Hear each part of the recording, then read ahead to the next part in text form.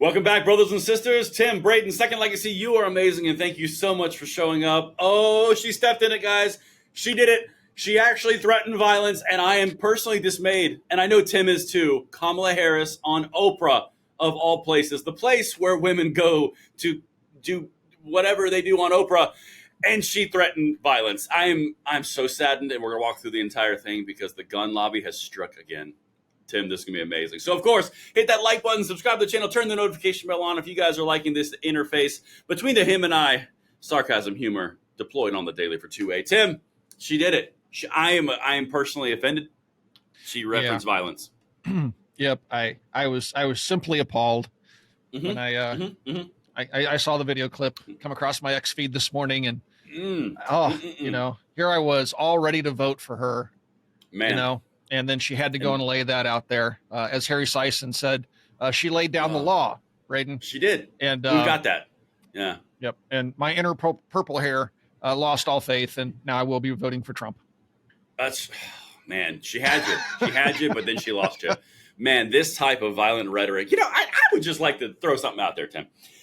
How long until you think the tweets from Everytown for Gun Safety and Gifters.org, Moms Demand Action, March for Our Lives, calling her evil and violent, and this violent rhetoric is the problem, and a product of the gun lobby, and understanding that the number one death of children in the United States is gun violence. When do you think those are going to come out? Yeah, hell freezes over about that time. Probably not. Yeah, probably not going to happen. Yeah, maybe the good folks at the Second Legacy don't even know what it is we're talking about. Oh, you know what? You know what, Tim? Always over the target. Why don't we jump right into it and just show the people? Dr. Slides, could you play that clip, and I'll tell you when to stop? I think for far too long on the issue of gun violence, some people have been pushing a really false choice to suggest you're either in favor of the Second Amendment or you want to take everyone's guns away. I'm in favor of the Second Amendment, and I'm in favor of assault weapons bans, universal background checks, red flag laws.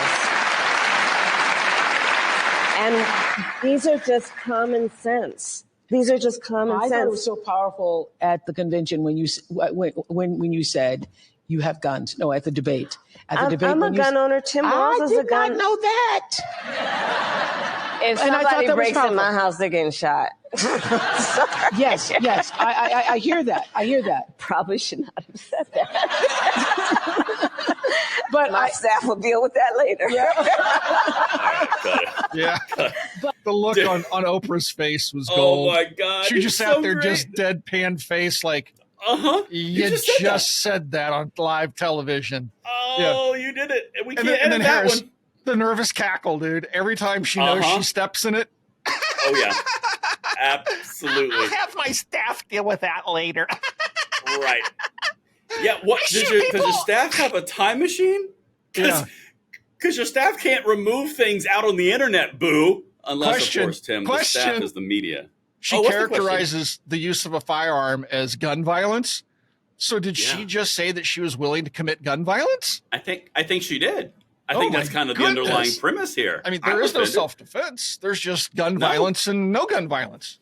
Exactly. And we're just at the tip of the iceberg here, Tim. This is crazy town. But you are absolutely correct. Your powers of observation serve you well. Oprah was like, oh, my God. And then all she could say. She didn't laugh. She didn't do anything. She just sat there and was like, all she could say is, I hear you on that. I hear you on that. Yeah. Like, stop talking. Yeah. Can we move on now?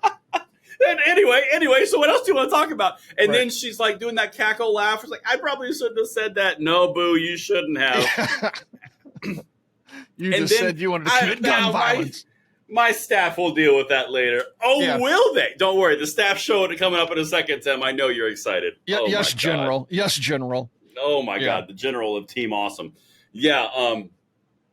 Wow. Okay, so this is kind of a well-known underlying theme that we've seen and we've adjusted multiple times. Tim, we've talked about this. When the media comes out in unison at the exact same time through multiple different outlets, all in the exact same direction, they done screwed up. Yeah. I mean, because when the Praetorian Guard comes out, there's a reason. So let's just jump through these. I'm just going to throw some numbers out here. This is number 2. Kamala Harris is a gun owner. Here is what we know. That's from CNN, a little intrigue.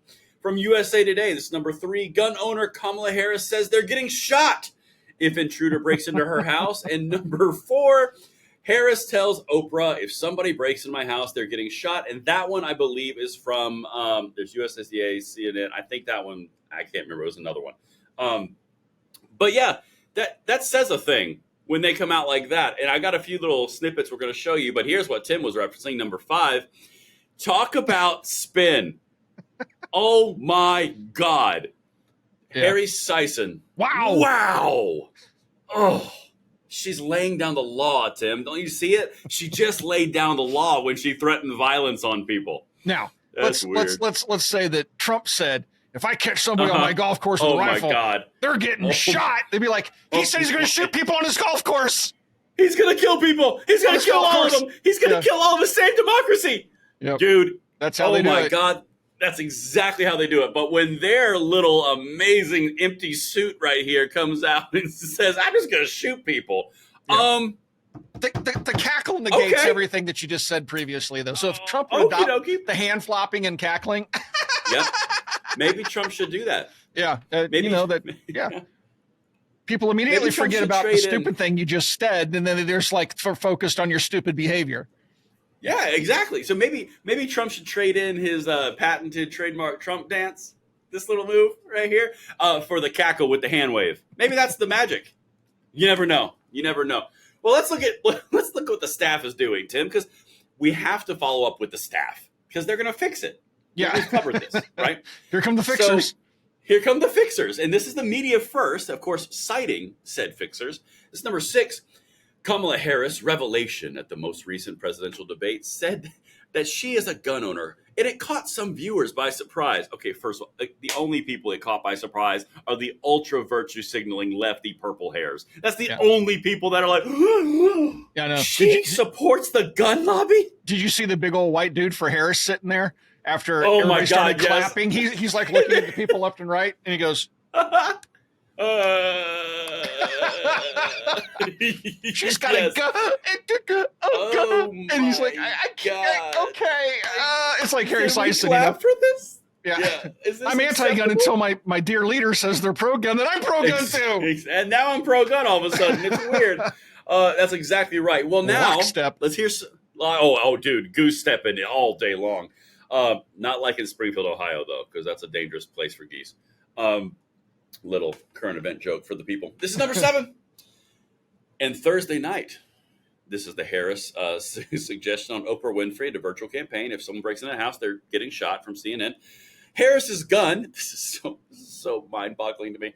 Harris's gun, which one source described as a pistol that could fit in a small purse. So they're minimizing the size of the gun, so that makes it less of an affront. It's a Derringer. It's not even a gun. It's okay, guys. On the far left, don't be upset. It's a teeny weeny little gun. It's a noisy cricket. Yeah, exactly. You nailed it. It's nothing. Don't even be concerned. It's so small. Like other things on White Dudes for Harris. Anyway, and of course, I'm talking about their hats. Let's continue. It's securely stored inside her home in Los Angeles. Now, Tim, hold on a second. Wait a minute. Where does she live? Who knows where she lives? I don't follow her that closely. I do. The Naval Observatory in Washington, D.C., where the VPs live. So how can there be a gun in Los Angeles away from her person for that long? Isn't that a little irresponsible, Tim? Yes, and if that is highly irresponsible. But beyond that, how is she going to retrieve her firearm from Los Angeles to the Naval Observatory to defend herself if they enter her home?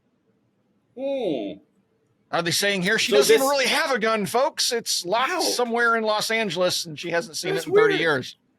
Kind of like her husband's. Never mind. Term paper. His white dudes for Harris hat that we were referencing a second ago. Is that what you're talking about? Yeah, I think so too. So Tim, from a political calculation standpoint, this turns out to be a hypothetical where she doesn't even have a gun where she currently lives. So why would she say, if someone comes into my home, they're getting shot with the gun that I own, which is now a magical revelation? It's almost like she's placating to the Midwestern or swing state voter in, I don't know, random states. I don't know, like maybe Pennsylvania or Michigan or Wisconsin. I don't know. It's weird because those seem to be important for something called the Electoral College. It's weird. It's almost like virtue signaling and stuff. Nope, that's exactly what she's doing. She threw out there thinking she's going to be witty and funny and appeal to Midwestern values when she doesn't even have the gun with her. And she's just talking smack. She probably doesn't even know where the gun is. And the question I have for her, it's so small, though. Since the gun is in Los Angeles safely stored, who's going to go by her house unannounced and violate the sanctity of her home to make sure her firearm is properly stored? You know what? That was a quote from her. I see what you did there. That's just like when they said they were going to do that to Americans with their guns. Yeah, I see what you did there, Tim. You are over the target per usual. I love it. We didn't even finish number 7. We got so much fun. We had so much fun. Here we go. Back to the aides and the people who are going to help her to solve this problem, the fixers. Harris had mentioned owning a firearm in 2019 during her unsuccessful presidential campaign. Don't talk about that. Yeah. Whoops. That gun, the aide said, is the same one she owns now. As vice president, Harris has mainly resided in Washington at the Naval Observatory, where she does not keep a second firearm. The thing that I love about this is how they are trying to distance themselves, but also trying to get the credit for being a gun owner. It was an empty threat. I mean, she didn't even have the gun with her, Braden. No, and it's a small one at that. And it's the same one she's had since 2019 when she mentioned it. You know, it's teeny weeny. Yeah, it's just this little tiny thing, you know, straight out of the movie Men in Black. You know, it is the noisy cricket. It's so cute. You don't even think it's a gun. And, exactly. But and beyond that, she doesn't even keep it with her. I mean, she was just joking when she says she's going to shoot somebody. She doesn't even have it. It's in Los Angeles. Exactly. Yeah, I'm glad we are on the same page. The fixers have set us right. They fixed it. More piece of candy down here. Just all this was just more Baghdad Bob routine. Nothing to see here. Nothing to see here. Yep, I've even got more. Deploy the arms. We're falling. I've got more. Oh, Tim, listen. This is so just emotionally deep. Listen to this. Number 8. This is the staff. Many prosecutors have personally been responsible for putting away very serious violent criminals. And unlike the cops who arrest them, prosecutors don't necessarily have a job-issued firearm, the associate said. So it's not uncommon for prosecutors to have protection at home. Dude, they're just trying so hard. Why she's a special class now? Now it's like it's a small gun. Yes. It's really inconsequential. Matter of fact, she doesn't even have it with her. And beyond that, I mean, you know, it's totally justified because she's special class, right? Exactly. Exactly. I'm glad they've literally. What else is there? Dude. How else can they explain the soy staff? Definitely more. There's definitely more. The staff is working real hard. So again, they're trying to claim, and you've hit on this a couple times, they're trying to claim credit for the swing state appeal to say, look, I'm a gun owner. I'm going to shoot a bee. Wow. And then on the other side, to placate the left, they're going, well, it's such a tiny gun. I mean, it's like a Paquito pew pew. It's a triple P. And so, and it's also, say, stored, of course, and it's in Los Angeles, of course, and she would never actually do anything like that, but it's so much safety. But there's not one in Washington, D.C., but she is a gun. Guys, it is the biggest bunch of BS. And then now she's a special class of citizen, like you said. You know, it's not uncommon. You know, the police get guns, and she's kind of sort of a police officer. And you know what? It's not all that uncommon that kind of sort of police officers carry guns, too. Yeah. Yeah, it's fine. But, you know, oddly enough, Tim, I didn't see this coming. Harris's office declined to share what year she first became a gun owner, almost like they don't want to talk about it anymore, or any other details about her firearm and the ownership of it. And the Harris campaign declined to comment for this story. That's weird. I would have never, because she's a gun owner. I did not know that. They don't want to reveal the fact she bought it out of the trunk of a car in an alley somewhere. Exactly. That's all. or during the COVID issues when she was having all of her little. Which is perfectly normal for somebody that's almost a cop that kind of knows police officers that you know really wants a really teeny tiny inconsequential firearm that she doesn't really keep with her, folks. It's so small. Nothing to see here. It's nothing to see. And finally, the coup de grace on the very top. This is the aides. They really nailed this, Tim. Like they covered this up so good. It's not like the entire internet is exploding on YouTube right now, from Politico to Sky News to Fox News. Like it's not everybody. Anyway, here's number 10. One advisor to Harris's campaign could not recall that the vice president, an outspoken proponent of gun safety measures, including an assault weapons ban, practiced scripting lines about her gun ownership prior to her debate with Trump, but the advisor told CNN that biographical detail was a good way for her to highlight that she respects the Second Amendment. Oh my God! Yep. Oh, They're the trying biographical desperately to data, put it's positive spin on- everywhere. Yeah. Oh my God. Biographical data, Tim. That's all it is. The biographical data is she's willing to shoot somebody that comes into her home, but the left can't have that because that's like propagating an idea that guns defend you and home. And wait a minute. Oh God. She doesn't even A keep it at mistake was home. made. She keeps it locked up securely in Los Angeles, where they can just violate the sanctity of her home anytime to make sure it's safe. They left that part out. It's like, as a matter of fact, as I comment right now, folks, there is somebody violating the sanctity of her home right now to make sure the gun is properly stored. The little tiny one, the one that's inconsequential. Matter of fact, it took them 3 hours to find it because it's so small and inconsequential, folks. Right. And beyond that, she's kind of sort of a cop. She knows one. And it's perfectly normal for her to have this inconsequential gun that's properly stored. Everything's normal. Hey, all right. We have about 3 minutes left for this filming. You want to go down a hypothetical road with me? I have a theory on something. Okay, let's hear it. All right. So I think something was just given away a little bit in that last thing that I just read to you. The advisor to Harris' campaign, again, this is still in number 10, doesn't recall if the vice president practiced scripting lines about her gun ownership prior to her debate with Trump. I think she said that off the cuff and they didn't expect her to say it. That's exactly what he said there. Yeah. I know, but in the debate. Right. So now they have to go down this road of, oh, no, yeah, we said it, but we got to talk about it. Like, we're a gun owner, but no one's taking your guns. Then all of the clips of her taking, I think she kicked open a can of worms that she didn't mean to kick open. And now it's coming back in different iterations from different videos, like, people like yours truly in this channel are bringing up. I think that's what happened. I don't think they wanted her to say that. Well, of course they didn't want her to say it. Now. Yeah. She thought she was being witty. They didn't want her to say that. Absolutely not. Because it kind of goes against, it shows her being a hypocrite, which is like her entire campaign outside of joy. And, but anyway, so yeah, great news.